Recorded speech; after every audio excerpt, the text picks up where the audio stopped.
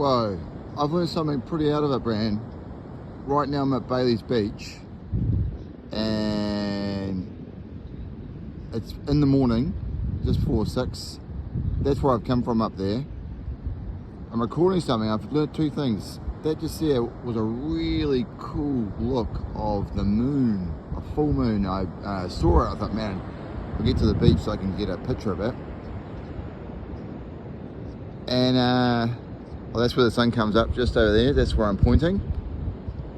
Come back, and the moon was right there, and I've seen it there before, and it looked so cool. And the clouds have covered it up. So it's there, a beautiful, beautiful, beautiful golden orb. And it's a pretty one. And look, it's reflecting off the water. You can see it reflecting off the water. It looks so, it's just like magical, but it's covered. Now the hard thing is, I'm trying to explain it to you guys, how cool it is. I saw it for a split second. And honestly, I saw it and about 1 minute later got to the beach.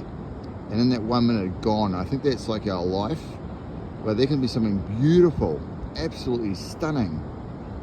But if you don't take it while it's there, you can miss it forever. But that said, I'm not bummed out about it. I'm just saying, look at this beautiful life. Like, it's the clouds. That's our little settlement we live at. That's area where the sun comes up most of the time. Well, that's south. That's the beach. Well, the water, I mean. And that, wow, you can sort of see how cool that looks.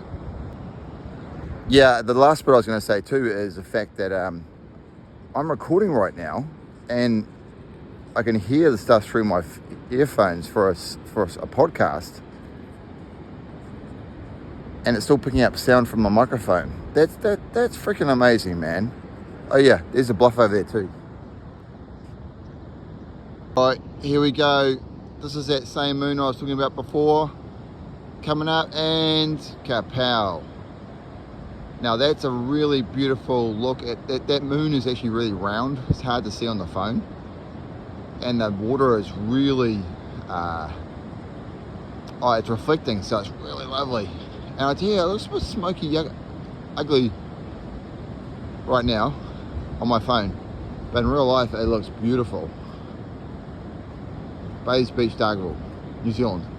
Okay, one last time. That's pretty much the best view of the moon we've had in a short space of minutes. So in 1 minute, you see a glimpse of a really cool thing. You take, oh, there's a birdie too. Hey, birdie. You see a really cool thing. You take a snapshot in your mind and you say, man, I want to check that out properly. You keep on walking. I was looking through the trees. I could just see this cool picture of the moon. So could that birdie up there. And he started his day early. And you miss it when you get down to the beach or you get somewhere in life, you're after a goal, you miss it. You don't see it anymore, but you know it's there. And it's shining behind the clouds. And you just keep on looking, keep on running, keep on with your life.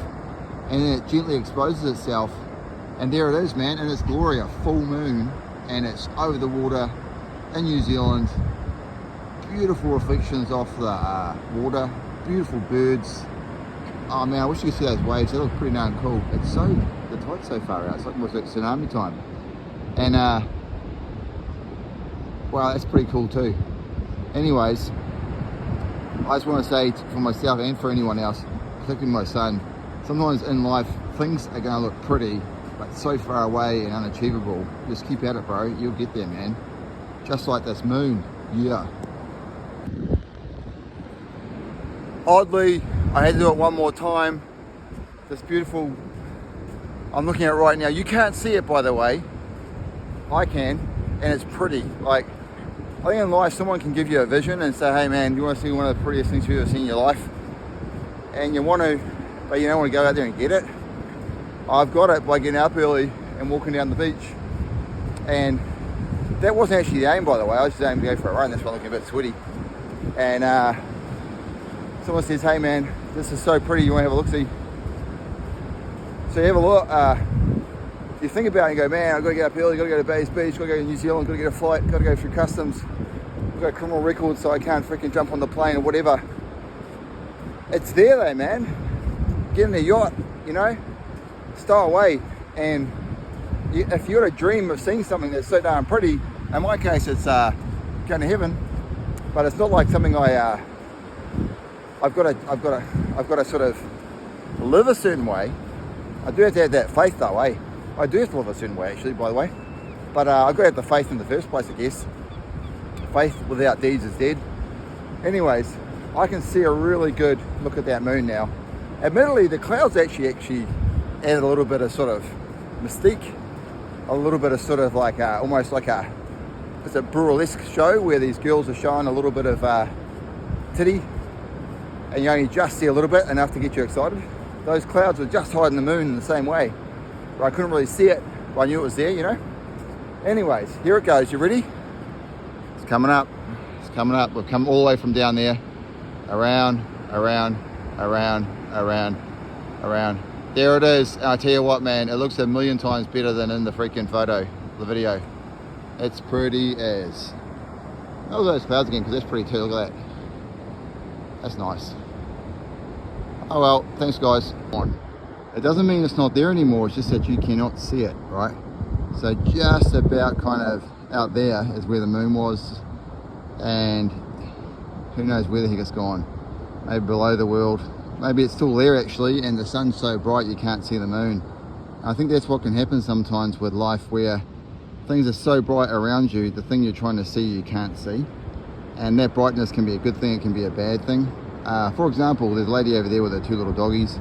I see a lot of people on the beach with their dog when it's young, and the dog just racing around, chasing these lovely birds around, and having a great time, digging, pooing, all sorts of stuff. And it's easy to look at those dogs like you do some people in life, where they seem like they're real go-getters, going really strong. Then I'll see in a few years time, maybe 15 years later, that poor old doggy is just walking so darn slow. The owner's got to just try and keep up with it. Oh, there's one flying there, look at that, can you see it? It's going to go soon, yeah, there it is. Anyway, I think in life you can look at things like that doggy could be another human being who seems to be going so fast and getting so far, and you're just standing still. But in life, in reality, you just gotta go at the way God intends it, I guess, and set your own speed. There's another birdie, yeah. And kind of like, look, I don't want to show off about me, but I'm just really thankful, Lord. That's my little prayer, is that here I am now. That's how I look, man. I ain't the prettiest human on the market, but you know, I'm me, and I'm very happy where I've got to. Like, I've had a stroke, I've been a fat boy, 107 kgs. That's about 25, around about 20 kgs more than what I should have been. Actually, no, more than 20, shoot, 30 kgs. I don't know, fuck knows. But a lot of kgs. And I found just getting up off my surfboard and stuff really hard to do. And you know, fitting my pants and like sitting in the car with my belt on. And I thought, man, things got to change. And I was looking at people like, you know, strong dudes like Jonah Lamu and all those kind of people, thinking, oh wow, man, how they got what I haven't got, you know. And one thing is, I was making comparisons where I shouldn't have. Like the Bible even says, don't freaking covet stuff. And I think of poor old Jonah, like even though he had so much, he went so fast, you know, he burned out way before his time. And rest in peace, Jonah. And I think the marriages that dissolved because of him, not because of him, I should say, but just the way events went, where, you know, he got all the stardom, he married, I think he got divorced, I think he got married again. I don't know if any other marriages were broken in the meantime. And so you can't envy, man, you can't envy what you don't have, because those people could have their own little demons, you know, or big demons, I should say. And where does it go in alignment with the moon? Well, it's there, you know, that pretty picture that I was looking for is there. It's just that I couldn't see it. And you just got to keep on getting up day after day and trying. One of the dudes I was following, like more of the entertainment value, was Andrew Tate, you know, like very, very rich man, supposedly. Like as Bob Marley said, what are my riches? My riches are what I've got in people, really, and relationships rather than the money. And whereas Andrew was always bragging about how much money he had, but I think deep down he is probably a hurt boy and acted like a boy, where he lost his father basically. Even though his father was there in those early years, I don't think he was there emotionally for him. And good on him for going for his brother, you know. And you know, I guess his brother's the only one who understands him. The downside is, though, I think it's really kneecapped any chance of a decent relationship with a woman. Yeah, women are hard, but you can't understand them, but you can love them. And I think if I look at Andrew like, you know, don't give up hope, bro. You can't do it, man. But thinking that you can have 10 women who are 10 out of 10 in looks isn't actually a win in my book. I think you're losing a lot. I think getting a chick who some might not even see as a 10, getting a chick and she's a 10 for you, that's the important part, bro. And that 10 has got to be in relationships with you, with your children, all that kind of stuff, with your mates, with your parents, with her parents. And the other bit too about his fight, man, his fight, this is kind of diverged a bit, sorry guys, but that's how I go. His fight he had with a dude called Chase, I think, maybe Chase Hughes. I think when he was in his prime, maybe even now in a kickboxing match, he could have wasted the guy. I think in his prime, maybe in a boxing match, he could have beat him. Definitely in a kickboxing match. But, you know, I think that when Tate was training, he was training as a rich millionaire who's gone soft, where I bet you at those points of exhaustion where you get to when you train, he'd just go, oh, fuck it, that's enough. I can beat him on this. Rather than giving up the smokes, giving up he reckons he'd given up the alcohol. Rather than giving up those things, he just continued to live that soft life. I think he said he was eating once a day too. I don't believe in that. I think he probably wasn't getting the protein he needed. Anyways, he lost the fight. But one thing I will say, at least he actually didn't get knocked out. But at least he carried on in that fight. He didn't get the towel chucked in. Actually, did it get chucked in? I don't know. Was it 3 rounds? Fuck if I know. You know, I think a true fight is 12 rounds in boxing. Imagine he would not have been our last 12 rounds now. He barely lasted 2. He reckons he won him, but you know, I reckon the average dude who had trained really hard, I think with fitness, probably would have bet the guy, man. Actually, hats off to him as well for going for someone. I think he's about 20 kgs heavier than him. If that was muscle, man, that's a big difference, man. Holy moly. My son, when I was lifting him up at 20 kgs, I could feel it, man. When I was trying to get off the surfboard at 20 kgs heavier than I should have been, man. If that was in a power punch, that's a lot. Anyways, what else am I going to say? Also too, when he converted to Islam, it's a great way of living in a lot of ways. And I love the brotherhood. I love how they try and do stuff in service of God.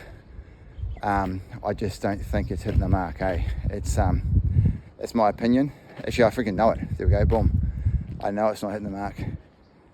The only true path is Jesus Christ. Take that. Anyways, that's my pukana for today.